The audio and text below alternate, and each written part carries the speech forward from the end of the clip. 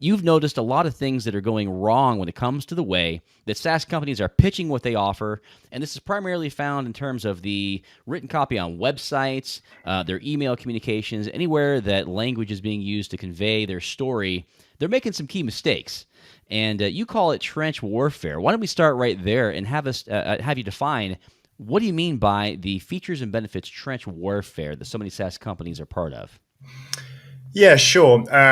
Features and benefits trench warfare is, in my view, to lead your business on a costly and an exhausting perpetual arms race to try and defeat your competitors through a superior set of features with no compass, mission, or North Star, and a constant exposure to better funded development and marketing teams.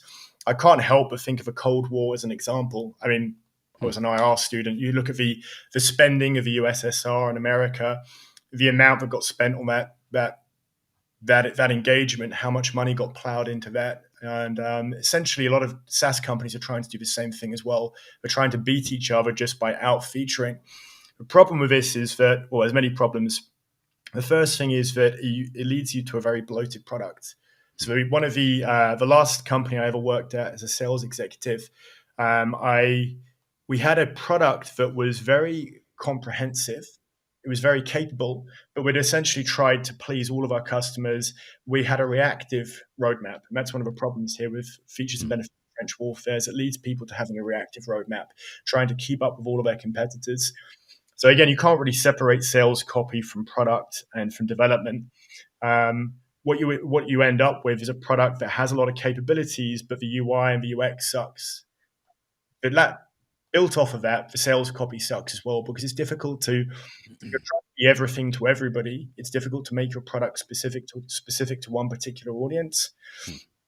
So yeah, the issue with that is you're essentially going to end up plowing a huge amount of money into development, a huge amount of money into marketing.